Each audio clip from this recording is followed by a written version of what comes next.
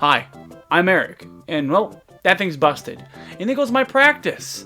I was trying to see if I could beat NES games as fast as possible, like speedrunning. But I just can't do it anymore now. Remember when Nintendo held those World Championships where the main event was like spearing different challenges? I don't, I wasn't born yet. But it would be kind of cool if there was some sort of like game on the Switch that could give me that same exact kind of like feeling.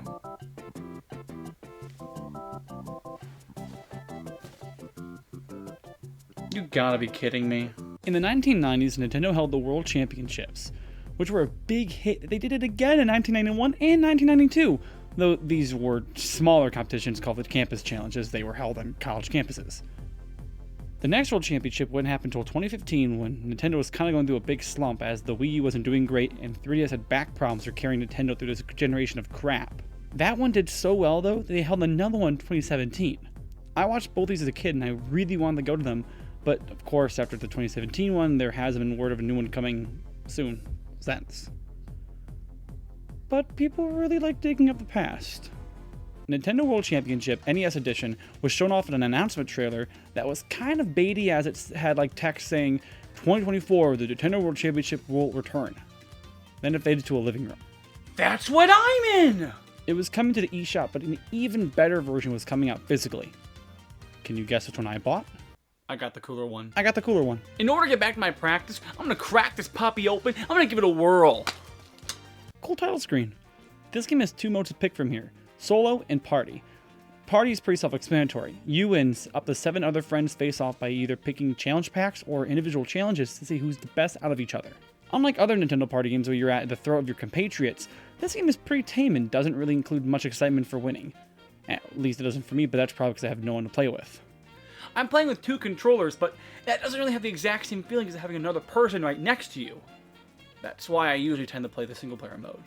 Solo mode has a good amount of meat on its bones to keep you interested. When you first open this game up, it asks you to pick your favorite NES game, and oh man, I tell you, it's really hard choosing between Othello and others. Oh my god. I can't decide. This game has a good amount of customization, from picking an icon for yourself to choosing a hype tag too. A hype tag. Now let's dive right into the grit. There's 3 modes to choose from this menu: Speedrun, World Championships, and Survival. Speedrun is the main thing you want to play, as it's the one with the most things to do in it. It gives you a crap ton of challenges spanning across 13 different NES games. And it's also simulating those challenges where they would be like in the actual World Championships. It's like throwing you into a simulator for Vietnam, even though you've never been there. You've never been. Speedrun is simple too. Just beat each challenge as fast as possible as you get a letter grade with each one. If you beat a challenge, you get coins, and you can use those coins to purchase the next challenge, and so on. Coins can also be used to buy more emblems, but that's not that important. If you get an A rank or higher, you get a special collectible badge to show off you completing it. I like getting these as they're just cool to look at. You know, dopamine's one hell of a drug. World Championships mode is simple too. You do select challenges and see if you can get the fastest time in them against thousands of other people. This is just spearing mode, but with like a smaller online feel. And then Survival. This is just party mode for one, as it puts you against the ghost data of real online players. So it's technically online, but not really. This is a good game. It's good for parties, it's good for time wasting. You could pop this game in for about an hour and you'd be satisfied with all the time you wasted. But that's enough about the game. Now what happened and what came within the box. Now if you didn't want to buy the eShop version of this, you could buy the physical version instead, as it came with a lot of cool goodies inside of it. The US and Japan both had different versions of this, and I'll say it, Japan got way cooler than us.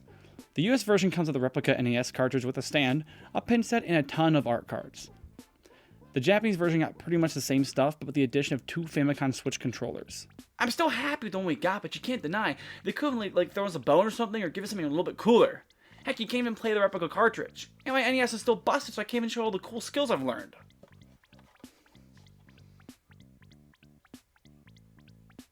Maybe this will fix it. Maybe by putting this cartridge in my system, I can fix my system.